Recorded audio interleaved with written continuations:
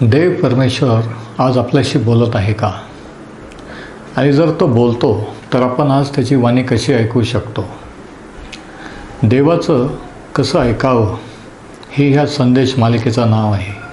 आणि सध्या आपण देव आपल्याशी कसं संपर्क साधतो, कसं बोलतो आणि आपण त्याची वाणी कशी ऐकू शकतो, त्याचं मार्गदर्शन कसं मिळवू शकतो याविषयीचा अभ्यास करीत आहोत. आणि आजच्या संदेशाचं शीर्षक आहे आपल्याशी संपर्क साधण्यामागे देवाचा उद्देश. आपल्याशी संपर्क साधण्यामागे देवाचा उद्देश. आता पहिली गोष्ट ही की देव कोणताही शब्द किंवा काही व्यर्थ बोलत नाही. जे महत्त्वाचं आहे तेच तो बोलत असतो आणि जे तो बोलतो ते महत्त्वाचं असतं. म्हणजे देवाच्या वचनात जुन्या आणि नव्या करारात जो बोललेला आहे त्याच्यातला प्रत्येक गोष्ट, प्रत्येक शब्द, वाक्य हे महत्त्वाचं आहे.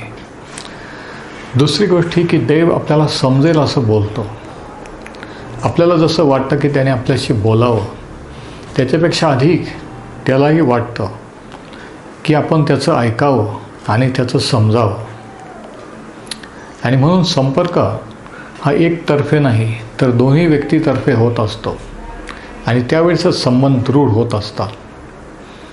आणि देवाच्या बाबतीत, ख्रिस्ती जीवनाच्या बाबतीतही असंच आहे की ज्यावेळेस दोन्ही बाजूने संपर्क, देवाकडून आपल्याकडे आणि आपल्याकडून देवाकडे, आपण त्याच्याशी बोलणं, त्याने आपल्याशी बोलणं किंवा त्याचं आपण ऐकणं, ह्याने आपण विश्वासात, ख्रिस्ती जीवनात दृढ होत असतो. आता आज आपण पाहू की देवाचा आपल्याशी संपर्क साधण्यामागे कोणते उद्देश आहेत.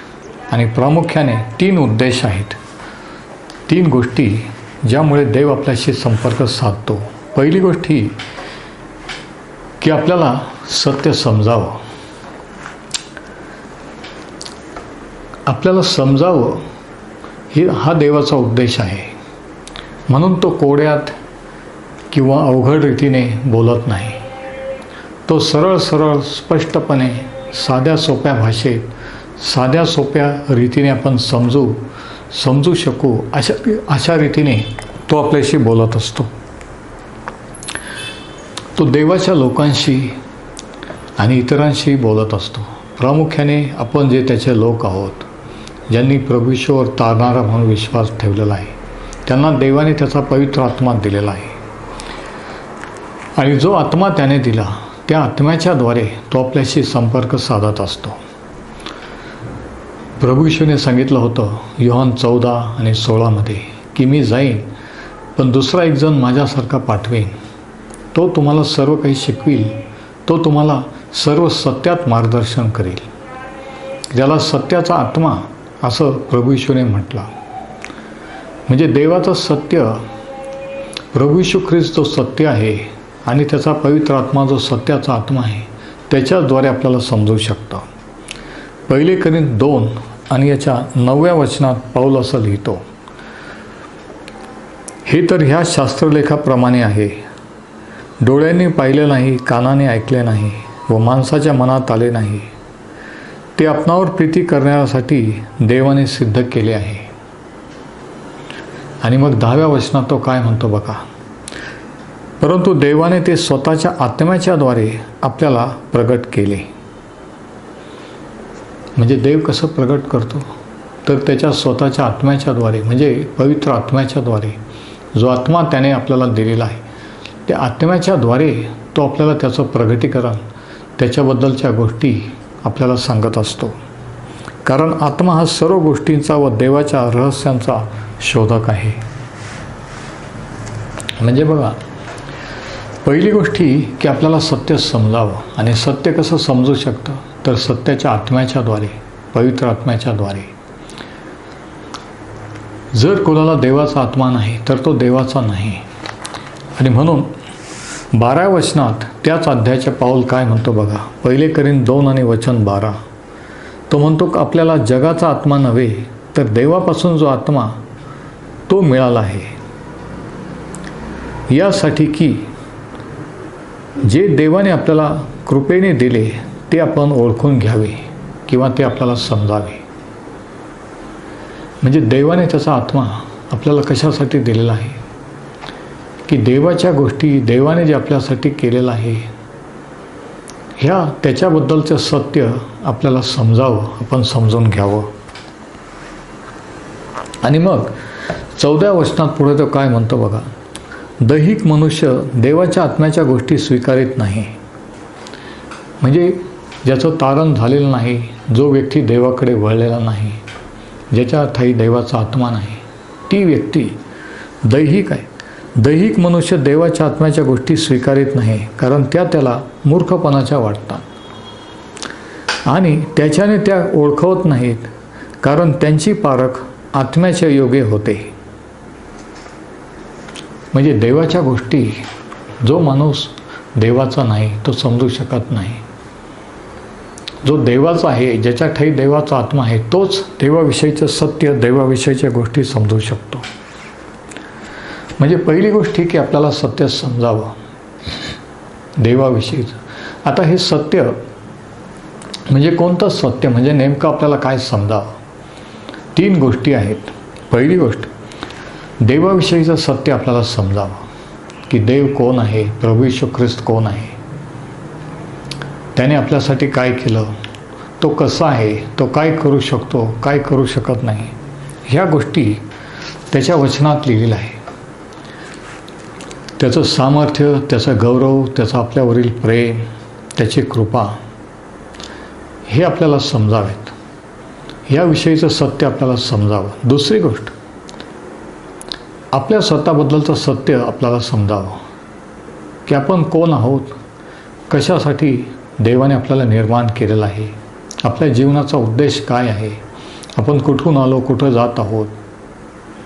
देवाने जर आपलं तारण केलं, त्याचं सत्य प्रगट केलं, त्याच्या राज्यात आणलं, तर कशासाठी आणलेलं आहे, देवाला नेमकं काय साधायचं आहे, ह्या आपल्याविषयीच्या गोष्टी आपण समजू शकतो. आणि महत्त्वाची गोष्ट ही की ख्रिस्तावरील विश्वासामुळे, ख्रिस्तामध्ये असल्यामुळे आपलं स्थान काय आहे, आपल्याला काय मिळालेलं आहे, आपण कोण झालेलो आहोत, ख्रिस्तामध्ये आपल्याला कोणकोणते अधिकार, कोणकोणते आशीर्वाद आहेत, कोणकोणते सौभाग्य आहेत इत्यादी. आणि तिसरी गोष्ट, इतरांबद्दल किंवा दुसऱ्यांबद्दलचं सत्य. आपल्या अवतीभोवतीचं जग, ही सृष्टी देवाने का निर्माण केली, कशासाठी केली, इतर लोक, इतरांबद्दलचं सत्य की त्यांनाही देवाने कशासाठी निर्माण केलं, ते देखील देवाची निर्मिती आहे. आणि तिसरी गोष्ट की देवाबद्दलचं, इतरांबद्दलचं सत्य की इतर लोक हे आपण त्यांचा गैरफायदा घेण्यासाठी नाहीत, त्यांचा वापर करण्यासाठी नाहीत, तर ते देखील देवाची निर्मिती आहेत, हे आपल्याला कळावं. आणि ह्या गोष्टी आपल्याला जर कळल्या की देव कोण आहे, आपण कोण आहोत, इतर जण कोण आहेत, तर आपण ह्या जगामध्ये देवाचे सेवक या नात्याने फलद्रूप होऊ शकतो आणि देवाचं कार्य अधिक प्रभावीपणे करू शकतो. आता देवाचं आपण का ऐकावं, कसं ऐकावं? देव त्याचं वचन सांगतं इब्री लोकास पत्रात की अंशांशाने व प्रकाराप्रकाराने पूर्वीच्या काळी संदेष्टांच्याद्वारे बोलला आणि ह्या काळाच्या शेवटी आपल्या पुत्राच्याद्वारे बोललेला आहे. म्हणजे पहिली गोष्ट, देवाचं जर वाणी ऐकायची, देवाचं जर ऐकायचं, तर तो काय बोललेला आहे हे समजणं, आणि तो काय बोलला हे त्याच्या वचनात म्हणजे पवित्र शास्त्रात लिहिलेलं आहे. आणि त्या वचनातून आपण त्याची वाणी कशी ऐकू शकतो, कारण देवाचं वचन ही त्याची वाणी आहे. देवाची वाणी आपल्याला त्याच्या वचनातून ऐकू येते आणि त्याची वाणी आपण कशी ऐकावी, त्याच्या वचनातून आपण कसं ऐकू शकतो. प्रेषितांची कृत्याच्या 17व्या अध्यायामध्ये बिरुया येथील लोकांविषयी की कशा प्रकारचे ते विश्वासणारे होते आणि कशा प्रकारे देवाविषयीच्या गोष्टींचा शोध करीत होते ह्याबद्दल लिहिलेलं आहे. पाऊलाने ज्यावेळेस त्यांच्या गावाला भेट दिली त्यावेळेस ते खुश होऊन असं म्हटलं नाही की आता प्रेषित पाऊल आमच्या गावाला, आमच्या चर्चला येणार आहे. त्याचा संदेश, त्याची मीटिंग आमच्या चर्चमध्ये होणार आहे. तर त्यांनी काय केलं बघा. वचन 10, प्रेषितांची कृत्ये 17 आणि 10व्या वचनापासून आपण वाचू. यावर बंधुजनांनी पाऊल व सिला यांना लागलेच रातोरात बिरव्यास पाठविले. ते तेथे पोहोचल्यावर यहुद्यांच्या सभास्थानात गेले. आणि आता ऐका, तेथील लोक थेसलिकातल्या लोकांपेक्षा मोठ्या मनाचे होते. त्यांनी मोठ्या उत्सुकतेने वचनाचा स्वीकार केला आणि ह्या गोष्टी अशाच आहेत काय याविषयी ते शास्त्रात प्रतिदिवशी शोध करीत गेले. म्हणजे आनंदाने वचन स्वीकारलं, देवाच्या सेवकांना स्वीकारलं, त्यांना जाणून घेण्याची उत्सुकता, उत्कंठा होती. आणि जे काही पाऊलाने सिलाने त्यांना शिकवलं ते खरंच तसं शास्त्रात लिहिलेलं आहे का हे त्यांनी स्वतः शोध केला, त्यांनी स्वतः ते शोधून पाहिलं. म्हणजे देवाची वाणी आपण कशी ऐकावी? उत्कंठेने, उत्सुकतेने, मनापासून, आतुरतेने. आणि जर कोणी त्याच्या वचनातून सांगितलं, शिकवलं, तर ते वचनात तसंच लिहिलेलं आहे का हे आपण स्वतः तपासून पाहिलं पाहिजे. असं पवित्र शास्त्र शिकवतं. आणि याकोबाच्या पत्रात देखील याविषयी याकोब काय म्हणतो बघा. याकोब 1 आणि वचन 25. तो म्हणतो की स्वातंत्र्याच्या पूर्ण नियमावर नजर टाकून, म्हणजे देवाच्या वचनावर, जो त्याकडे लक्षपूर्वक पाहत राहतो तो ऐकून विसरणारा असा न होता कृती करणारा होतो व आपण आपल्या करण्यात धन्यता मिळवतो. म्हणजे तो फक्त देवाच्या वचनात पाहत नाही, ऐकत नाही, तर त्याच्याप्रमाणे कृती करतो. आणि मत्तई 7 आणि 24 प्रभू येशूने देखील म्हटलं की जो कोणी माझे वचन ऐकून त्याप्रमाणे वर्ततो तो एका शहाण्या मनुष्यासारखा आहे, ज्याने खडकावर आपलं घर बांधलं. वारा आला, वादळ आलं, परंतु ते घर पडलं नाही. तसं देवाचं वचन ऐकणं, ते स्वीकारणं, त्याच्यावर विश्वास ठेवणं आणि त्याप्रमाणे अनुकरण करणं, देवाचं आज्ञापालन करणं म्हणजे हा शहाणपणा आहे. ही खरी बुद्धी, हे खरं ज्ञान आहे. अशा मनुष्याला प्रभू येशूने शहाणा मनुष्य असं म्हटलेलं आहे. म्हणजे याच्या उलट जो देवाचं वचन ऐकत नाही, त्याप्रमाणे करत नाही, तो देवाच्या दृष्टीने मूर्ख आहे. तर पहिली गोष्टी की आपल्याला सत्य समजावं म्हणून देव आपल्याशी बोलतो किंवा संपर्क साधतो. आता दुसरी गोष्ट, दुसरं कारण देव आपल्याशी का बोलतो ते रोमकरासपत्राच्या 8व्या अध्यायात सांगितलेलं आहे. रोमकरासपत्राचा 8वा अध्याय आणि वचन 29. कारण ज्यांच्याविषयी त्याला पूर्वज्ञान होते त्यांनी आपल्या पुत्राच्या प्रतिमेप्रमाणे बनावे म्हणून त्यांना आगाऊच नेमून टाकले. म्हणजे देवाच्या लोकांनी, म्हणजे आपण जे त्याचे लोक झालेलो आहोत, त्यांनी देवाच्या पुत्राच्या प्रतिमेप्रमाणे किंवा पुत्रासारखे बनावे, त्याच्याशी समरूप व्हावे. हा दुसरा उद्देश सत्य समजण्याचा, की देवाविषयीचं सत्य समजल्यावर आपण देवाच्या पुत्रासारखे, त्याच्यासारखे समरूप होतो. आता दोन गोष्टी आहेत. एक तर आपण देवाने आपल्याला आकार द्यावा म्हणून आपण त्याच्या अधीन होतो, किंवा आपण देवाला विरोध करतो. त्याने आपल्याला घडवावं म्हणून एकतर आपण त्याचं ऐकतो, त्याच्या अधीन होतो, किंवा आपल्याला त्याने घडवू नये म्हणून आपण त्याला विरोध करतो. आणि हे देखील याकोबाने त्याच्या पहिल्या पत्रात 1 अध्यायाच्या 23 आणि 24व्या वचनात दिलेलं आहे. तो म्हणतो की देवाचं वचन एक आरसा आहे आणि जो कोणी फक्त आरशात पाहून निघून जाणारा व्यक्ती असतो तसा फक्त वचन ऐकणाराने विसरून जाणारा असतो. आरशात पाहून आपले केस न विंचरणे किंवा व्यवस्थित न करणे, म्हणजे जसं काही चर्चला जाणं वर्षानुवर्ष किंवा शास्त्र वाचणं, परंतु त्या वचनात काय सांगितलेलं आहे पश्चाताप करण्याविषयी, देवाकडे वळण्याविषयी, आज्ञापालन करण्याविषयी, हे न करणं, फक्त ऐकणं तेवढ्यापुरतं अशासारखं आहे. म्हणजे एकतर आपण देवाला आपल्याला घडवू देतो, किंवा आपण प्रतिकार करून, विरोध करून आपण त्याच्या अधीन होत नाही आणि घडवू देत नाही. आता तिमोथेय याविषयीचं एक उत्तम उदाहरण आहे की देवाने त्याला कसं घडवलं. तिमोथेय ह्या पावलाचा विश्वासातला पुत्र असा होता. पावलाने त्याला आपल्याबरोबर घेतलं. तो त्याच्या संगती राहिला, शिकला. त्याने पावलाची सेवा पाहिली आणि त्याच्या पावलाच्या जीवनावरून तो शिकला देवाचं वचन. आणि म्हणून तिमोथेला लिहिताना, पहिलं पत्र लिहिताना पाऊल असं लिहितो, 1 तिमोथेय 4 आणि वचन 12, कोणी तुझ्या तारुण्याला तुच्छ मानू नये, तर भाषण, वर्तन, प्रीती, विश्वास व शुद्धता याविषयी विश्वास ठेवणाऱ्या लोकांचा कित्ता असा हो. तरुण तिमोथेला तो म्हणतो की तू दुसऱ्यांपुढे एक उत्तम उदाहरण, कित्ता असा हो. कोणी कोणत्या बाबतीत तुला दोष देऊ नये, दोषी ठरवू नये. आणि मग 2 तिमोथेय 1 आणि वचन 5 मध्ये तो लिहितो, तो विश्वास पहिल्याने तुझी आजी लोई हिच्यामध्ये होता, तुझी आई युनिकी हिच्यामध्ये होता आणि तोच तुझ्यामध्ये आहे असा मला भरोसा आहे. म्हणजे तिमोथेला देवाविषयी त्याच्या आईने सांगितलं लहानपणापासून. त्याच्या आईला तिच्या आईने सांगितलं.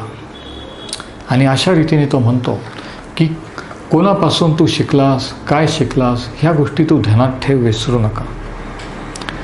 आणि ह्या गोष्टी तिमोथेला देवाविषयीचे सत्य हे लहानपणापासून माहीत होतं. आणि एवढंच नव्हे तर तिमोथेय ते ऐकत गेला, आज्ञापालन करत गेला. म्हणून तिमोथेला देवाने घडवलं,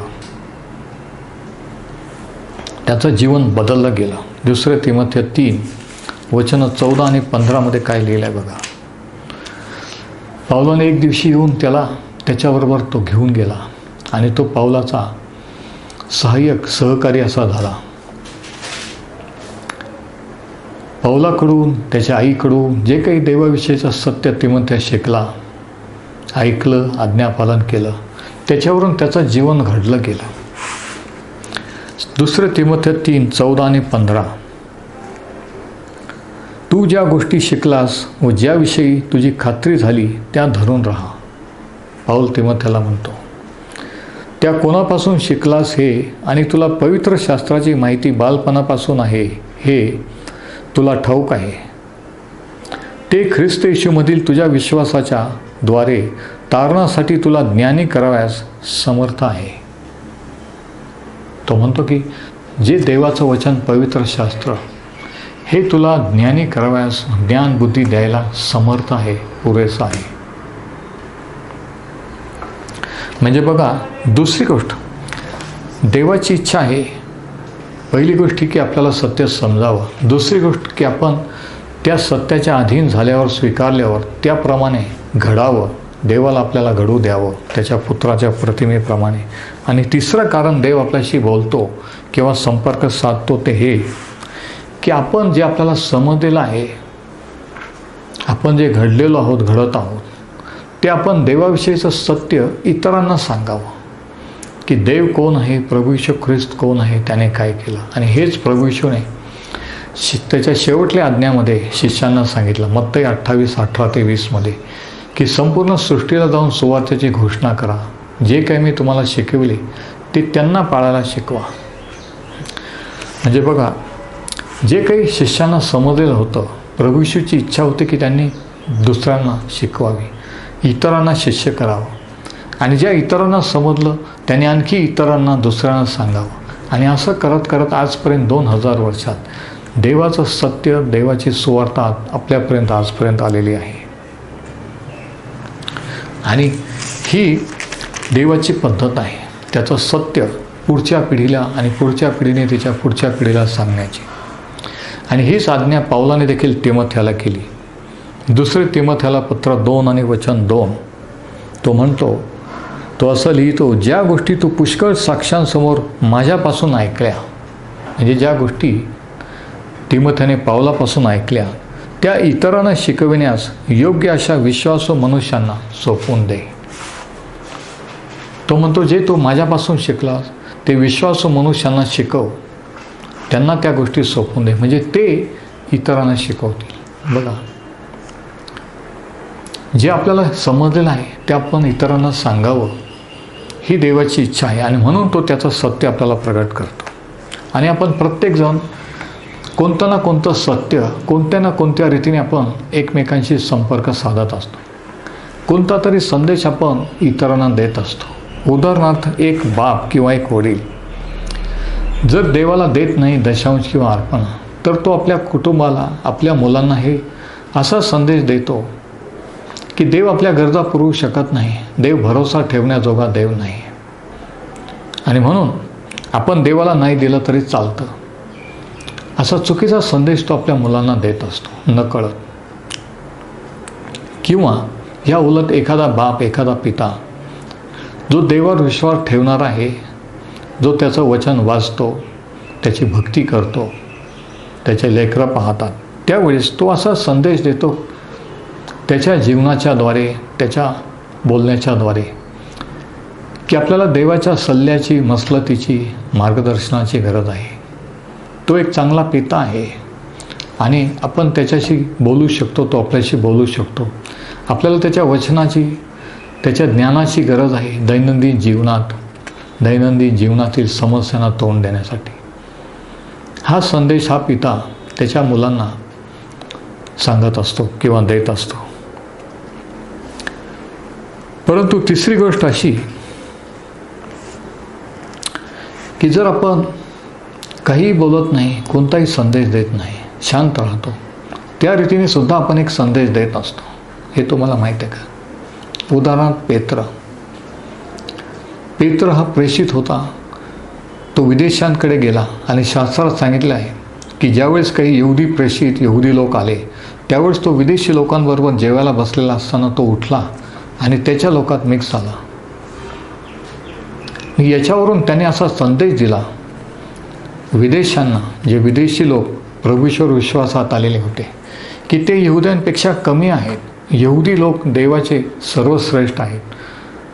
तर बघा, न बोलता शांत राहून सुद्धा आपण एक संदेश देत असतो.